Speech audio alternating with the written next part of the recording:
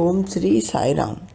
భగవాన్ శ్రీ సత్యసాయి మహిమాఝరికి అందరికీ స్వాగతం.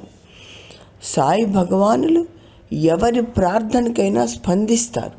అయితే ఆ ప్రార్థన హృదయం లోతుల నుండి పొంగి పొరలి ప్రవహించి భగవానుని పాదాలను తాకాలి. ఒక ఇంగ్లాండ్ దేశీయుడు ప్రశాంతి నిలయంలో 8 సంవత్సరాల నుంచి కాళ్ళు చచ్చుపడి నడవలేక చక్రాల కుర్చీలో కూర్చొని ఉండేవాడు. కానీ నిత్యం అతడు చిరునవ్వుతో స్వామి దర్శనానికి వస్తూ ఉండేవాడు. లోపల నామస్మరణ జరుగుతూ ఉండేది. అతడు ఒకప్పుడు ఆటలలో ఆరితేరినవాడు, వ్యాయామం చేసేవాడు. కర్మవశాత్తు ఇలా అయ్యాడు.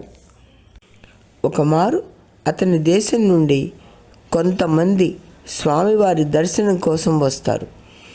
అయితే అతడు కూర్చున్న చోటు దూరంగా ఉండటం వలన స్వామి వారందరినీ ఇంటర్వ్యూ గదిలోకి రమ్మంటారు.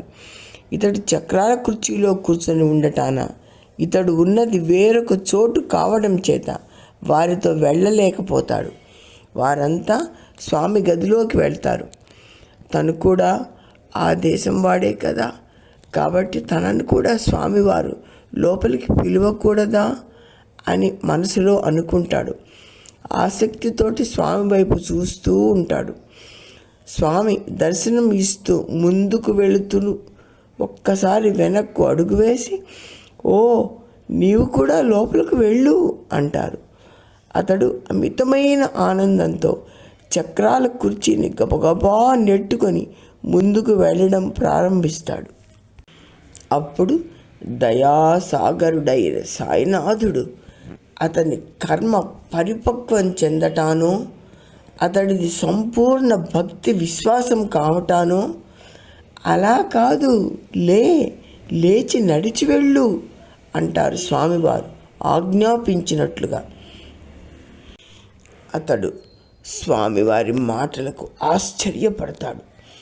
ఆగిపోయి ఆ కుర్చీని ఆపేసి కుర్చీలోంచి నెమ్మదిగా లేస్తాడు. తడబడే అడుగులతో మరికొంచెం నడుస్తాడు.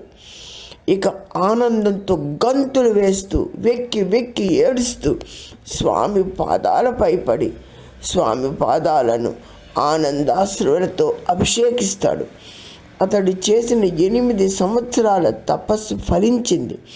భగవంతుని గురించిన శ్రవణ స్మరణ మనన చింతన దర్శనాలతో 8 సంవత్సరాలు గడిపిన అతడి అంగవైకల్యం నుంచి బయటపడ్డాడు.